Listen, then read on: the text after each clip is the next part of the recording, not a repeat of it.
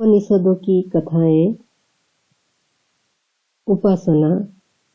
गार्ग्य बालक का पुत्र प्रसिद्ध वेदज्ञ था। उसने विभिन्न देशों में भ्रमण किया और उशीनर, मत्स्य, कुरु, पांचाल, काशी और विदेह में जाकर कुछ काल के लिए प्रत्येक प्रदेश में प्रवास किया।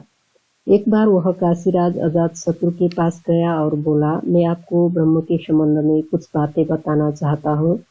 अजातशत्रु उसकी इस तरह की बात सुनकर बहुत प्रसन्न हुआ और बोला, हे ब्राह्मण, तुमने ऐसी बात कही है जिसे सुनकर मेरा चित्त प्रसन्न हो गया।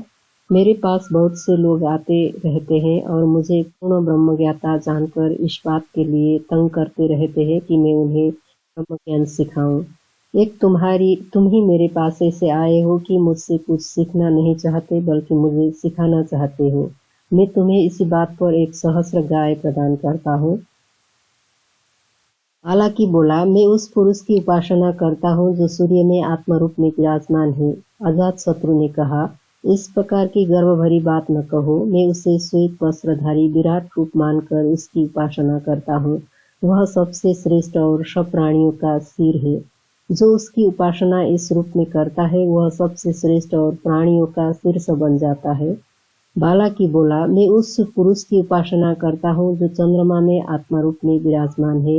अजातशत्रु ने कहा, इस प्रकार की गर्व भरी बात न कहो। मैं उसे अन्न की आत्मा मानता हूँ। जो इस रूप में उसकी उपासना करता है वह स्वयं अन्न की आत्मा बन जाता है।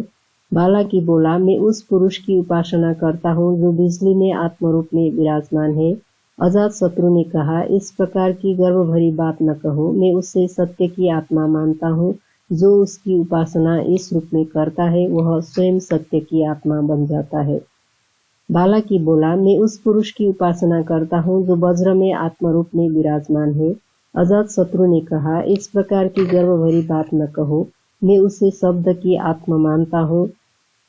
जो इस उपासना करता है वह स्वयं शब्द की आत्मा बन जाता है। बालाकी बोला, मैं उस पुरुष की उपासना करता हूँ जो वायु में आत्मरूप में विराजमान है। अजातशत्रु ने कहा, इस प्रकार की गर्व भरी बात मत कहो। मैं उसे इंद्र मानता हूँ जो वैकुंठ है, अर्थात जो किसी भी बात से कुंठित नहीं होता, जिसकी सेना अजय और अपराजित है। जो इस रूप में उसकी उपासना करता है वह विजयी बनता है और कोई उसे नहीं जीत सकता। बालाकी बोला, मैं उस पुरुष की उपासना करता हूँ जो आकाश में आत्मा रूप में विराजमान है। अजातशत्रु ने कहा, इस प्रकार की गर्व भरी बात मत कहो। मैं उसे पूर्ण और अप्रवृत्ति, चेष्टा या कामना से रहित ब्रह्म मानता हूँ। जो इस रूप में उसकी उपासना करता है वह संतति, संपत्ति, यश और ब्रह्म महिमा से भरपूर रहता है, स्वर्ग प्राप्त करता है और पूरी आयु का भोग करता है। बालाकी बोला, मैं उस पुरुष की उपासना करता हूँ जो अग्नि में आत्मा रूप से विराजमान है। अजातशत्रु ने कहा, इस प्रकार की गर्व भरी बात मत कहो। मैं उसे असहनीय रूप से आकर्षक मानता हूँ। जो इस रूप में उसकी उपासना करता है उसका आकर्षण असहनीय रूप से तीव्र हो उठता है।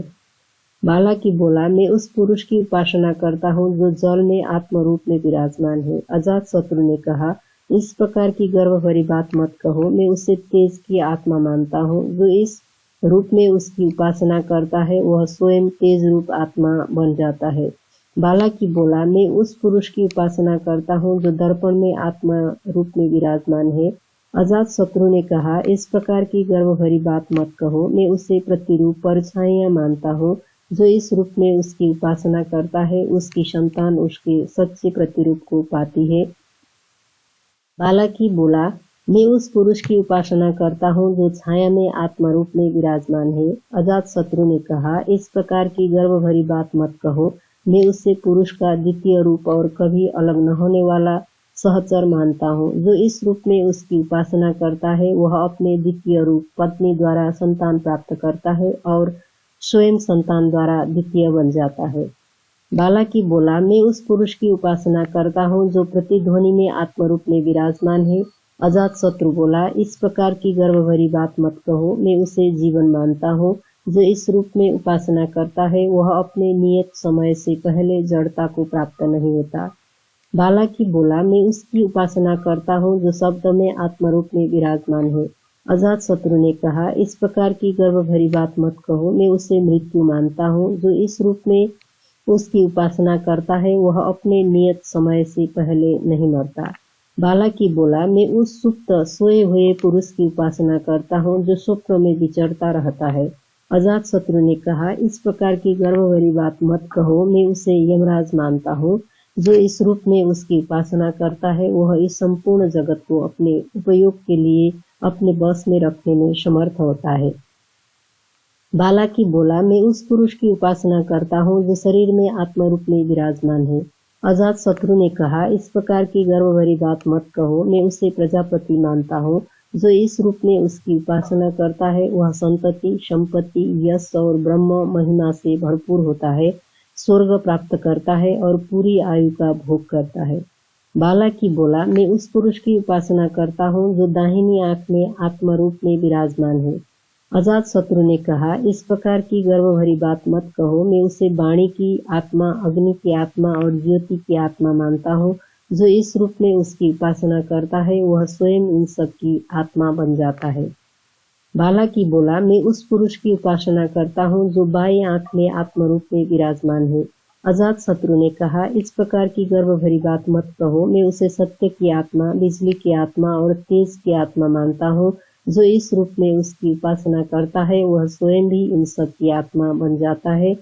बालाकी ने जब अजातशत्रु की इस प्रकार की ज्ञान भरी बातें सुनी तो उसका अहंकार ठंडा पड़ गया।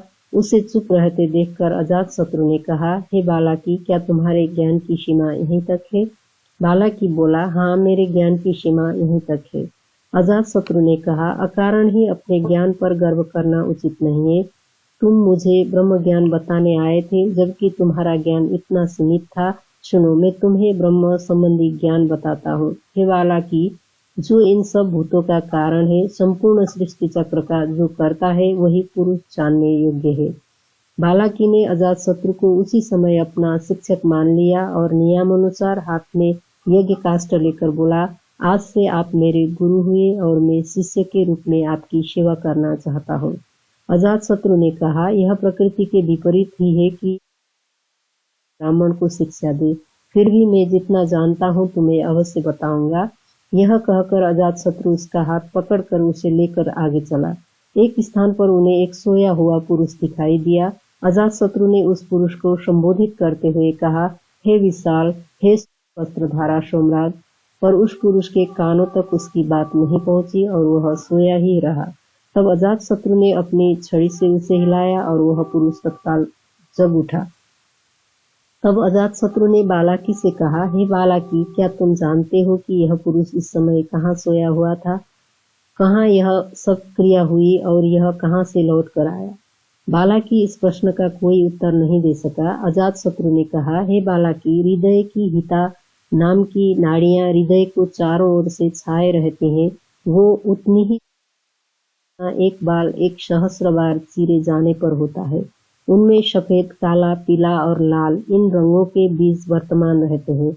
जब सोया हुआ मनुष्य कोई स्वप्न नहीं देखता तब उस अवस्था में वह उन्हीं पर आराम करता है। उसके बाद वह प्राण में मग्न हो जाता है।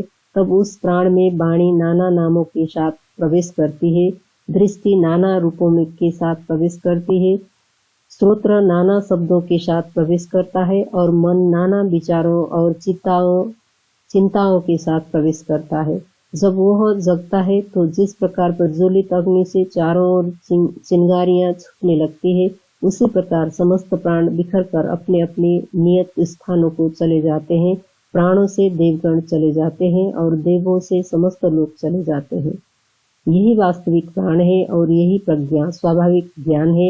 इस शरीर में और शरीर की आत्मा में प्रवेश करने के बाद वह नखों और बालों तक में संचारित हो जाती है। जिस प्रकार उस तरह पेटी में रख जाता है और अग्नि अपने स्थान में दावाग्नि की तरह वन में निहित रहती है, उसी प्रकार यह आत्मा भी प्राण में निहित रहती है और इस शरीर में प्रवेश करके बालों और नाखूनों में संचारित होती रहती है। जो छोटी आत्मा है वो इस बृहत और मूल आत्मा पर उसी प्रकार निर्भर रहती है जिस प्रकार सारा कुटुंब जीविका के लिए गृह के स्वामी पर निर्भर रहता है। जब तक इंद्र इस श्रेष्ठ आत्मा असुरों ने उसे पराजित किया, पर जब वह उसे जान गया तो वह समस्त देवों और प्राणियों में श्रेष्ठ बन गया और उसे स्वराज्य और लोकों का आधिपत्य प्राप्त हो गया। जो व्यक्ति तरह समस्त पापों को नष्ट करने के बाद आत्मा के इस ज्ञान से परिचित हो जाता है, उसे भी स्वराज्य और समस्त लोकों का आधिपत्य प्राप्त हो जाता है।